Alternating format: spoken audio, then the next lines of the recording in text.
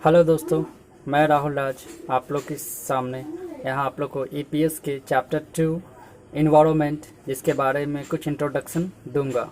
उम्मीद है आप लोग घर पे होंगे, सुरक्षित होंगे, ठीक है, और अच्छे ढंग से पढ़ाई कर रहे होंगे। अगर नहीं पढ़ाई कर रहे हैं तो खैर आप अपने फ्यूचर के साथ खिलवाड़ कर रहे हैं, ठीक है। तो खैर अभी जैसा मामला हमारे सामने छा रहा है आपका कोरोना वायरस का, सभी को पता है कि कोरोना वायरस से किस तरह हम लोग ग्रसित हैं।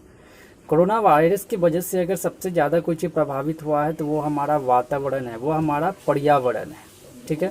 और इस कोरोना वायरस के वजह से हमारा पर्यावरण काफ़ी हद तक, वातावरण काफ़ी हद तक, लोगों का स्तर काफ़ी हद तक गिर चुका है, उनकी स्थिति खराब हो चुकी है। तो खैर आपका रिलेशन जो ये कोरोना वायरस से आप पता पूछ रहे होंगे, दिमाग में चल रहा हो कि सर कोरोना वायरस के बारे में वातावरण से क्यों बात जोड़े पर्यावरण से, क्योंकि आज जो आप लोग को इंटरप्रेन्योरशिप में जो सेकंड चैप्टर है उस चैप्टर का नाम ही है पर्यावरण, और उस चैप्टर में हम लोग को पर्यावरण के बारे में ही पढ़ना है, ठीक है। तो खैर क्वेश्चन फर्स्ट आपका अराइज होता है कि पर्यावरण किसे कहते हैं। तो डेफिनेटली है कि हमारे चारों ओर कोई भी चीज़ जिनसे हमारा संबंध हो, चाहे वो प्रत्यक्ष रूप से हो अप्रत्यक्ष रूप से हो, ठीक है। तो वो सारी चीज़ें अगर आप अपने आसपास देखते हो तो आपको घर, पेड़ वगैरह कुछ भी बहुत सारी चीज़ें नज़र आती हैं जिनसे आप घिरे हुए हो, ठीक है। ये सारी चीज़ें जो आपके पास घिरी हुई है, ठीक है, इस स्थिति को ही हम क्या कहते हैं, पर्यावरण कहते हैं, ठीक है। तो इससे पहले चैप्टर में आपने पढ़ा था उद्यमी के बारे में कि उद्यमी किसे कहते हैं, और मैंने चैप्टर में बताया था कि उद्यमी वह होता है जिसके अंदर में खास खास विचार प्रकट होते रहते हैं, ठीक है, तरह तरह के आइडिया उनके दिमाग में चलती रहती है, ठीक है। तो वो उद्यमी तो इसी पर्यावरण में वर्क करेगा, वो उद्यमी इसी पर्यावरण में काम करेगा, ठीक है। अब वो उद्यमी के लिए भी पर्यावरण उतना ही मायने रखता होगा जितना हमारे जैसे आम इंसान के लिए मायने रखता होगा, ठीक है। तो खैर फर्स्ट क्वेश्चन आपका यही था कि पर्यावरण किसे कहते हैं। तो हम उसको डिफिनीशन कैसे करेंगे कि हमारे चारों ओर जो परिस्थितियां मौजूद हैं जिनसे हम घिरे हुए हैं, चाहे वो प्रत्यक्ष रूप से हो चाहे अप्रत्यक्ष रूप से, उस वातावरण को ही हम क्या कहते हैं, पर्यावरण कहते हैं, ठीक है। फिर नेक्स्ट क्वेश्चन आपसे पूछेगा कि पर्यावरण कितने प्रकार के होते हैं। हालांकि 5 क्लास 6 क्लास का क्वेश्चन सब है, ठीक है, लेकिन आप लोग को 12th में है तो इसे उद्यमी से जोड़ दिया गया है।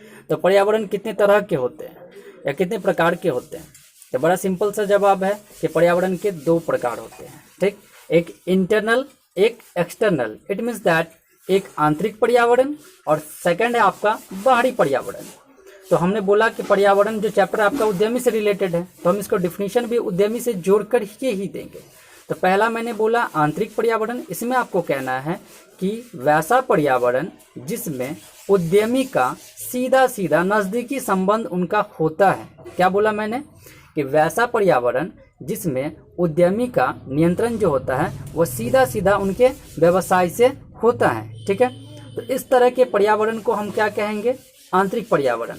इसके उल्टा बाहरी पर्यावरण में क्या होगा आपका कि वैसा पर्यावरण, ठीक है, जिसमें कोई उद्यमी का सीधा सीधा संबंध नहीं होता है, उनका उस पर नियंत्रण नहीं होता है, ठीक है। मतलब बाहर का है तो कैसे नियंत्रण होगा, बिल्कुल नहीं हो सकता है, ठीक है।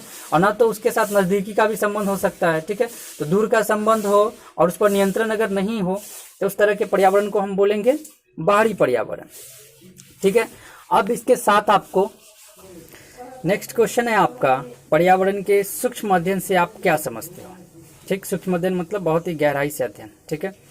तो सूक्ष्म अध्ययन वही है, उसका डेफिनेशन भी कि पर्यावरण का सूक्ष्म अध्ययन का मतलब होता है पर्यावरण के बारे में बहुत ही गहराई से जानना, समझना, उसका बहुत ही सूक्ष्म परिशिक्षण करना।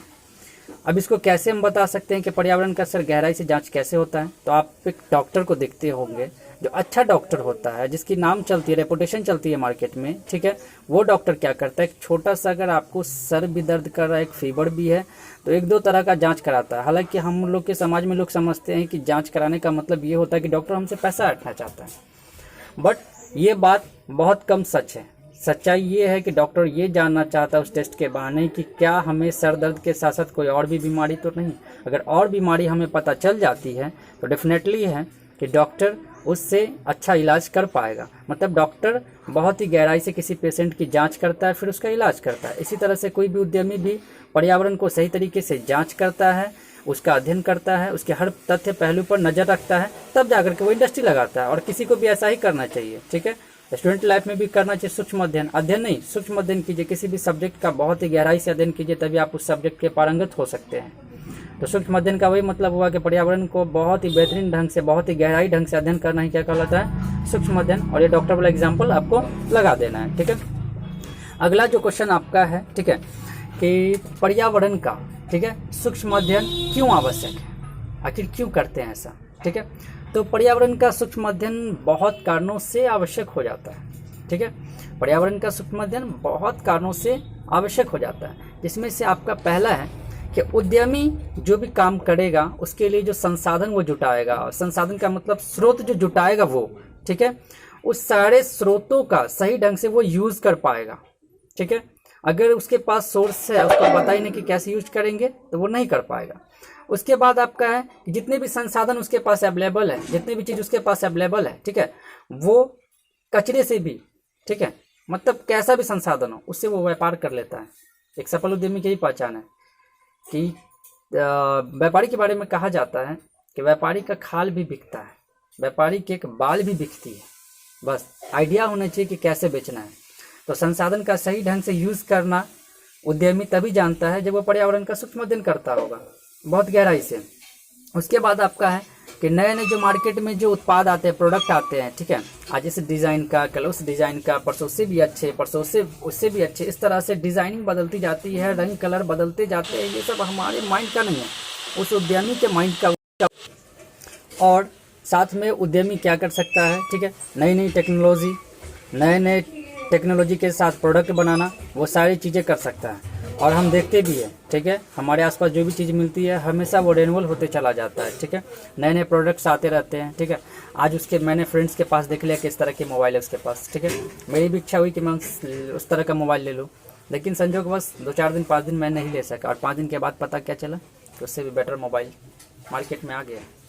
अब जब मैं वो मोबाइल लूँगा, जब मैं वो चीज़ें लूँगा, तो जिस दोस्त को देख करके मैं ये सोच रहा था कि उसके जैसा लूँगा, वो दोस्त सोचेगा कि काश मैं इनके जैसा लूँ। तो ये उद्यमी का बड़ा लोचा है भाई, ठीक है, हमेशा वो नए नए चीज़ें रिनोवेट करता रहता है, चाहे वो कार, ऑटोमोबाइल सेक्टर हो, चाहे मोबाइल हो, लैपटॉप हो, आपकी जितनी भी ज़रूरत की चीज़ें हैं ना, वो हमेशा क्या करता रहता है, उसमें कुछ ना कुछ चेंजिंग करते रहता है। तो आपका जो क्वेश्चन था कि पर्यावरण का सूक्ष्म अध्ययन क्यों आवश्यक है, तो इसी सब चीज़ के लिए आवश्यक है कि अगर आप एंटरप्रेन्योर बनना चाहते हो, कोई बिजनेस करना चाहते हो, ठीक है, तो सिर्फ पैसा फंसाने से काम नहीं चलेगा, पैसे के साथ साथ माइंड भी लगाना पड़ता है, क्योंकि पैसा से पैसा कमाना है तो लोगों को देखना पड़ता है, कस्टमर का स्वभाव देखना पड़ता है कि वो क्या खरीदना चाहता है, वो क्या करना चाहता है, मार्केट में किस तरह की टेक्निक आ रही है, लोगों को क्या जरूरी है, ठीक है, लोगों को इससे अच्छा डिजाइनिंग क्या हम दे सकते हैं, ठीक है, वो सारी चीज़ें तभी संभव है जब पर्यावरण का सूक्ष्म अध्ययन किया जाए, और ये उद्यमी करते हैं, तभी हमारे पास आसपास नई नई चीज़ें मौजूद मिलती हैं बाजार में, ठीक है, और अच्छी अट्रैक्टिव होती है वो। चलिए, इसके बाद अब आपका हो जाता है कि हम जो ये सूक्ष्म अध्ययन पर्यावरण का करते हैं, इसमें से कौन कौन से घटक शामिल होते हैं, ठीक है, या कौन कौन से घटक इस पर प्रभाव डालते हैं। तो बड़ा सिंपल है, आप अपने मन से भी बोल सकते हैं, ठीक है, वैसे सुनिए आप, ठीक है, कि कौन कौन से घटक होते हैं। तो सबसे पहली बात, तो बिजनेस कर रहे हैं कोई भी चीज़ का, तो अर्थव्यवस्था, पैसा का ज़्यादा महत्व है, ठीक है, तो पहला घटक मेरा आर्थिक घटक हो जाएगा। दूसरा, समाज कैसा है, देश का स्थिति कैसा है, तो सामाजिक घटक। तीसरा, वहाँ के नेता कैसा है, बिजनेस करने देगा, इंडस्ट्री बैठाने देगा कि खाली भ्रष्टाचार में कहेगा भाई हमको कमीशन दो, हमको कमीशन दो, हमको कमीशन दो। तो तीसरा, राजनेता सब राजनीतिक घटक करेगा, ठीक है। चौथा, आपके तरह ही कोई कंपनी और भी स्थापित कर चुका होगा, ऐसे नहीं कि आप एक लौते कंपनी हो गए जो बैठे होगे बाजार में कि भाई सब चीज़ मेरा ही बिकेगा। वहाँ पर हो जाती है प्रतियोगिता उस कंपनी से आपकी, तो प्रतियोगी घटक भी होगा। और साथ में कौन कौन से घटक होंगे, आप जो सामान जो बनाओगे उसे सेल करोगे मार्केट में, तो क्या सारा कस्टमर आप ले लेगा सामान, क्या नहीं ना लेगा, ठीक है। वो सबसे पहले बात आपके उस सामान की क्वालिटी देखेगा, क्वांटिटी देखेगा, इसमें ग्राहक भी बहुत अहम भूमिका रोल अदा करता है, ठीक है। तो इसमें जो हो जाएगा, तो जैसा हमने कि देखा कि हमारे पर्यावरण को प्रभावित करने वाले ढेरों सारे घटक हैं। आर्थिक घटक था, सामाजिक घटक था, राजनीतिक घटक था, हमारा प्रतियोगिता था, और ग्राहक को जैसा सामान पसंद पड़ेगा वो उसी दुकान में जाएगा। ग्राहक के बारे में लिखना पड़ेगा इसमें, ठीक है। प्रतियोगिता में अगर आपकी कंपनी अगर किसी के साथ कंपटीशन करती है तो वो कंपटीशन में अगर आप जीतना चाहते हो तो आपको उस कंपटीशन से बेहतर प्रोडक्ट देना पड़ेगा, ठीक है। सामाजिक घटक के बारे में बोले कि हमारे समाज कैसा है, किस चीज़ों को पसंद करता है, नहीं पसंद करता है खरीदना, उस पर भी ध्यान देना पड़ेगा। राजनीतिक घटक में बोले सरकार अगर अच्छी रहेगी, ठीक है, आपके साथ देगी, बिजनेसमैन सबका साथ देगी तो वो बिजनेस अच्छा से चलेगा। अदरवाइज फ्लॉप करता है तो राजनीतिक घटक भी मायने रखता है, ठीक है। और सबसे मेन जो पहले मैंने आपको बताया था, सबसे पहला आर्थिक घटक, ठीक है। इस आर्थिक घटक को हम तक गौर से अगर देखना चाहेंगे तो आर्थिक घटक में बहुत सारी बातें आती है। आर्थिक घटक में सबसे पहला होता है व्यवसाय की प्रकृति, बिजनेस का नेचर। छोटा व्यापारी छोटा व्यापार करेगा, जितना पैसा रहेगा उतना ही, ठीक है। सेकंड पॉइंट उसका बनेगा आर्थिक नीति। आर्थिक नीति सरकार तय करती है, ठीक है। अगर बिजनेसमैन सबके पक्ष में करती है तो उस देश की आर्थिक नीति अच्छी होगी, ठीक है। थर्ड आपका होता है कि ब्याज दर में कमी, इंटरेस्ट रेट में कमी हो जाना, ठीक है। अगर बैंक कम रेट पर ब्याज देती है तो बिजनेसमैन लोन लेंगे और तरह तरह के बिजनेस एस्टेब्लिश करेंगे। आयकर में भी अगर छूट देगी सरकार, इनकम टैक्स में भी छूट देगी तो व्यापारी का मनोबल बढ़ता है, ठीक है। और बाजार की स्थिति, बाजार कैसा है नहीं है, ये सब सारा का सारा आर्थिक घटक के अंतर्गत आता है, ठीक है। तो आर्थिक घटक के अंतर्गत इतने सारे पॉइंट आते हैं। व्यवसाय की प्रकृति क्या है, उसके साथ साथ आपका बाजार की स्थिति क्या है, आर्थिक नीति सरकार की कैसे तैयार थी, ठीक है। साथ में ब्याज दर में एक कमी देता है कि नहीं देता है बैंक, और इनकम टैक्स में सरकार छूट देती है कि नहीं छूट देती है, सारे पॉइंट घटक के अंतर्गत आएंगे, ठीक है, ठीक है। आंतरिक उद्यमिता वातावरण के बारे में पूछेगा तो उद्यमिता वातावरण दो तरह के हो सकते हैं, आंतरिक वातावरण और बाहरी वातावरण, ठीक है। बाहरी वातावरण में भौगोलिक सीमा होती है, ये सेकंड पॉइंट हो सकता है। और साथ में उद्यमिता वातावरण में गतिशील प्रक्रिया होती है, रुकी हुई नहीं होती है, ठीक है। हमेशा ये मोशन में होती है, जो भी उद्यमी रहेगा वो हमेशा नए नए विचार सोचता ही रहेगा, ठीक है। और आपका सबसे अंतिम जो क्वेश्चन है इस पर्यावरण चैप्टर का, वो आपका क्वेश्चन है ये कि वातावरण का जो हमने जांच किया तो उसका क्या विश्लेषण निकला, क्या निष्कर्ष निकला। तो आपका निष्कर्ष दो तीन तरह के निकलते हैं। पहला तो आपकी उपक्रमों की प्रभावशीलता की गारंटी नहीं होती है कि जो आप इंडस्ट्री लगाएं, कंपनी लगाएं, जरूर नहीं कि वो उसका प्रभाव हमेशा रहेगा। अगर हमेशा रखना चाहते हैं तो अपने कर्मचारी को, अपने मशीन को हमेशा अप टू डेट रखना पड़ेगा, ठीक है। उसके बाद आपका कह रहा है कि अनिश्चित भविष्य, कोई कंपनी कब राइज करेगी, कब कंपनी डूब जाएगी, ये वहाँ के वर्कर पर डिपेंड पड़ता है कि वहाँ का वर्कर कितना सचेत है। एक ही तरह का प्रोडक्ट बना रहा है बार बार तो स्वाभाविक है डूबे करेगी, ठीक है। अगर अच्छे से अध्ययन करके वो जानता है कि क्या क्या चाहिए मार्केट में किस कस्टमर को, उसका ध्यान रख करके बनाता है तो वो कंपनी और ज़्यादा राइज कर सकती है, ठीक है। ये सब हम वातावरण को जब अध्ययन किए थे, ये सब सारा सारा निष्कर्ष निकल करके किसी भी उद्यमी के पास आता है, तभी वो बिजनेस करता है, ठीक है। अब मैं इससे आगे आप लोग को अगले चैप्टर में मिलूंगा। उम्मीद है कि आप लोग ये सारा चैप्टर अच्छे ढंग से पढ़े होंगे, ठीक है, और समझ रहे होंगे कि आज पर्यावरण चैप्टर चला, दो तरह से था, आंतरिक पर्यावरण, बाहरी पर्यावरण। हमने ये देखा कि पर्यावरण का अध्ययन क्यों आवश्यक है, ठीक है, सूक्ष्म अध्ययन क्यों करते हैं। हमने ये देखा कि हमारे पर्यावरण को घटक कौन कौन से जो प्रभावित करते हैं। हमने ये देखा कि उद्यमिता वातावरण किसे कहते हैं, और जो हमने वातावरण का अध्ययन किया था उसका विश्लेषण क्या क्या निकला, ठीक है। ये सारा सवाल आपको हम नोट्स के माध्यम से दे देंगे, ठीक है, और आपको याद कर लेना है उनको, ठीक है, ठीक है। और साथ में यही मैं आपसे दरख्वास्त करूंगा कि कृपया करके घर की सीमा को न लांघिएगा, ठीक है। कोरोना से डरना है, कोरोना से लड़ना है, ठीक है, और मिलजुल करके साथ में इस चीज़ को फॉलो करना है। सोशल डिस्टेंसिंग का पालन करें, ठीक है, बार बार अपने हैंड को वॉश करें, ठीक है, और ये हमारी प्रथा रही है, ठीक है। तभी हम सुरक्षित रहेंगे, और सुरक्षित रहेंगे तो हम और आप इसी तरह से मैं पढ़ाऊँगा और आप पढ़ते जाएंगे, ठीक है।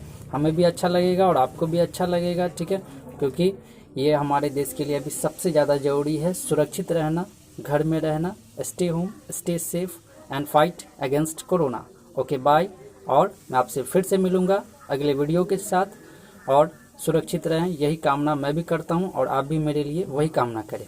Okay bye.